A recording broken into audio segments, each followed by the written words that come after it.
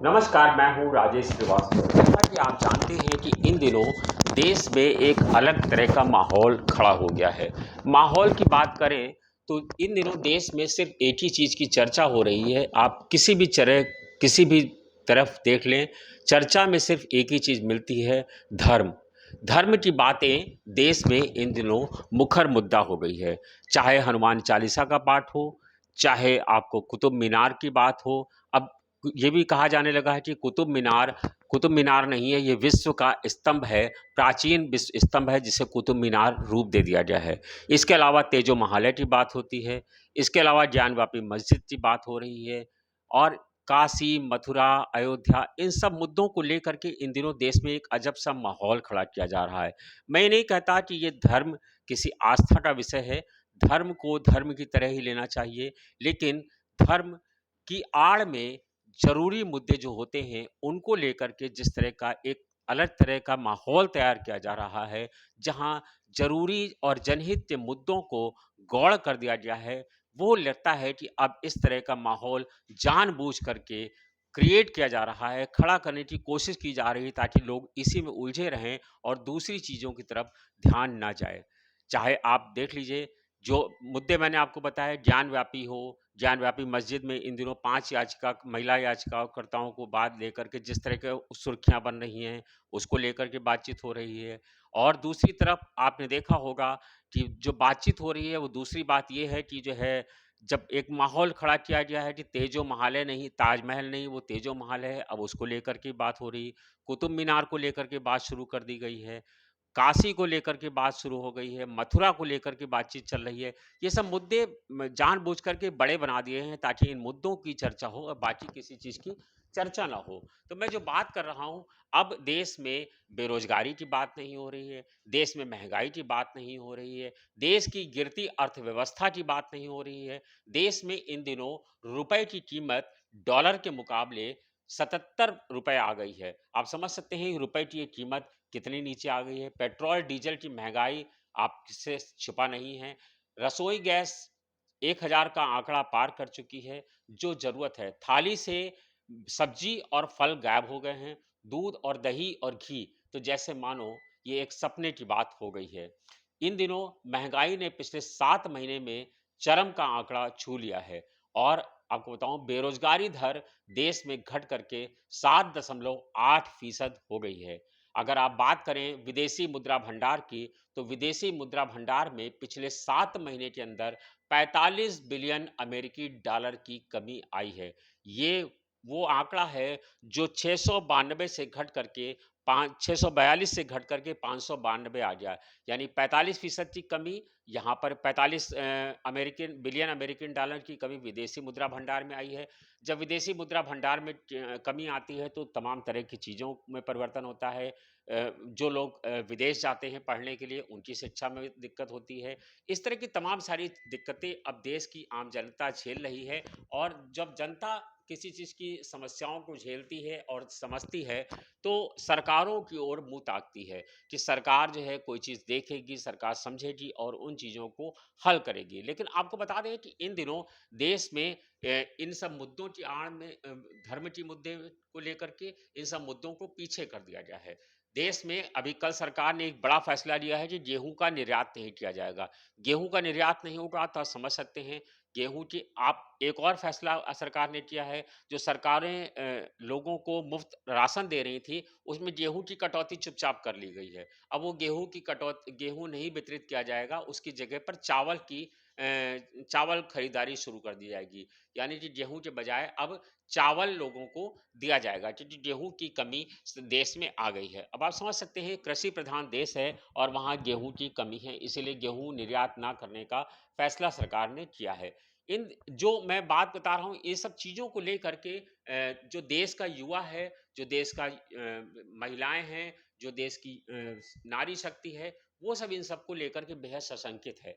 क्योंकि अब बेरोजगारी की बात हो रही है, तो बेरोजगारी को लेकर के जो चीज़ें करनी चाहिए उनको लेकर के कोई बात नहीं हो रही। बेरोजगारी की तरफ ध्यान देना चाहिए था, लेकिन बेरोजगारी की तरफ नहीं ध्यान दिया जा रहा, और ये गिर करके 7.8% आ गई है।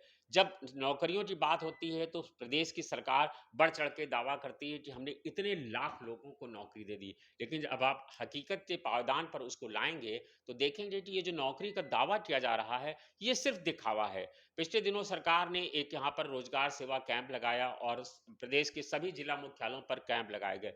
जब यहाँ पर लोग नौकरी कहा गया, ये सीएम हेल्पलाइन पे वहाँ लोगों की भर्ती की जाएगी और हजारों लोगों को रखा जाएगा और वहाँ पर बताया गया वेतन 10 से 20,000 रुपए है। लेकिन जब वो लोग वहाँ इंटरव्यू देने गए तो उनको बताया गया कि सैलरी 8,000 से 10,000 रुपए है। और जो लोग जो एक वहाँ बाइक राइडर कंपनी के लिए इंटरव्यू किया गया था, वीविन लिमिटेड, ऐसी कंपनियों को वहाँ पर लगाया गया था। जब युवा जब जाता है इंटरव्यू देने तो वो एक उम्मीद करता है कि अब उसे शायद सरकारी नौकरी मिल जाएगी, वो इसी को उम्मीद को लेकर के जाता है। लेकिन जब वहाँ पर उसे जाकर के बताया जाता है कि दूसरी चीज़ें कि यहाँ पर जो है नौकरी नहीं मिलेगी, यहाँ एजेंसी के माध्यम से, तो अब सरकारें जो भी हैं कोई नई नौकरी की भर्ती नहीं हो पा रही है। आप देख लीजिए जितनी भी भर्ती हुई है सब में किसी न किसी तरह का पेच फंस गया है। अभी एक एसआई की भर्ती हुई, इसमें भी बड़े पैमाने पर धांधली हुई और लोगों की बड़े पैमाने पर लोगों की गिरफ्तारी की गई है। लगभग 57-58 लोगों को गिरफ्तार किया गया है क्योंकि उन्होंने इसमें भी ऑनलाइन खेल कर लिया था और ज़रूरत से ज़्यादा अंक लाए थे। हालाँकि उन सबकी गिरफ्तारी हो गई है। सरकारें एक्शन ले रही हैं, लेकिन जो चीज़ें हैं उनको लेकर के कोई समस्या का निदान होता हुआ नहीं दिख रहा है। आप देख लीजिए देश में जो माहौल है, प्रतिदिन आप चाहे मुख्यमंत्री हों, चाहे या कोई भी मंत्री हो, वो जा कर के जल चढ़ा रहे हैं, रुद्राभिषेक कर रहे हैं, मंदिरों में जा कर के आरती कर रहे हैं। इस तरह की तस्वीरें रोज़ नेता हमारे अखबारों में साया होते हुए आप लोगों ने देखा होगा कि इस तरह की तस्वीरें आती हैं। ये तस्वीरें हम लोगों को ऊर्जा ज़रूर देती हैं। हमें लगता है कि कोई हमारे धर्म का है, जो हमारे धर्म को बढ़ाने की बात कर रहा है। निश्चित रूप से ये बातें होनी चाहिए क्योंकि हमारे धार्मिक स्थलों के साथ जिस तरह की छेड़छाड़ हुई है उसको लेकर के काम किया जाना चाहिए। मैं उसका विरोधी नहीं हूँ। काम करिए आप, उनको जो पुरानी प्राचीन धरोहरें हैं उनका अस्तित्व लौटाइए, उनका गौरव लौटाइए और उसकी लड़ाई लड़िए। लेकिन इस माहौल में उन मुद्दों को गौर ना कर दीजिए जो जरूरी हैं। जनता ने जिसके लिए सरकार को चुना था, सरकारों को चाहिए कि वो रोजगार की तरफ ध्यान दें, सरकारों को चाहिए कि वो महंगाई की तरफ ध्यान दें। 7 महीने से ये स्थिति हो गई है कि महंगाई ने लोगों का जीना दूभर कर दिया है। ऐसा नहीं है कि ये जो बताया जाता है रूस में और यूक्रेन, अब देश में कुछ भी होता है तो रूस यूक्रेन के विवाद को ला करके खड़ा कर दिया जाता है कि रूस यूक्रेन का युद्ध हो रहा है, जिसके चलते आपको ये चीज़ें करनी पड़ेगी। क्या रूस यूक्रेन के युद्ध के चलते हमारी नौकरियाँ छीन ली गई हैं? क्या रूस यूक्रेन के चलते हमारे देश में अपराध बढ़ गया है? क्या रूस यूक्रेन के युद्ध के चलते हमारे देश में जितनी महंगाई है वो बढ़ गई है? नहीं, ऐसा नहीं है। जो गेहूँ के ऊपर निर्यात कम कर दिया गया है, गेहूँ का निर्यात बंद कर दिया गया है, गेहूँ देश में क्या कम पैदा होता है? रूस यूक्रेन से चलते क्या गेहूँ प्रभावित हो गया है? नहीं, ऐसा नहीं है। इसलिए सरकारें बहाना बताना बंद करें और लोगों के मुद्दों की ओर ध्यान दें क्योंकि अब ये मुद्दे अब लोगों को परेशान करने लगे हैं। आपको पता है कि पिछले लंबे अरसे के बाद अगर आप अध्ययन करें तो पिछले 4-6 सालों का आप अध्ययन करेंगे तो पाएंगे कि पिछले 4-6 सालों का तुलनात्मक अध्ययन करें और पिछले 1 वर्ष के कोरोना काल के बाद से तमाम अभिभावकों ने अपने बच्चों को महंगे स्कूलों से निकाल करके छोटे स्कूलों में डलवाया है क्योंकि उनके पास अपने बच्चों की महंगी फीस देने के लिए पैसा नहीं रह गया है। अब आप सोच रहे होंगे कि जब देश में इस तरह की महंगाई है, जी हाँ, बिल्कुल सच है। इस तरह की महँगाई है, अब लोगों ने महँगे अस्पतालों में इलाज कराना बंद कर दिया है। लोगों के लिए फलों की बात तो ऐसे हो गई है जैसे वो कोई स्वर्ग के फलों की बात हो रही है। केला, अमरूद, संतरा, अंगूर, लीची जैसे फल अब आम आदमी की पहुँच से बहुत दूर हो गए हैं। उसे 2 वक़्त की दाल और रोटी अगर मयस्सर हो जाए, तो उसे लगता है कि शायद वो अपने बच्चों के साथ बहुत खुश रह लेगा। लेकिन इस तरह की चीज़ें अब नहीं हो रही हैं। दरअसल इसके पीछे कारण ये है कि सरकारों को लगता है कि ये जो मुद्दे हैं जनहित के मुद्दे वो गौड़ हैं।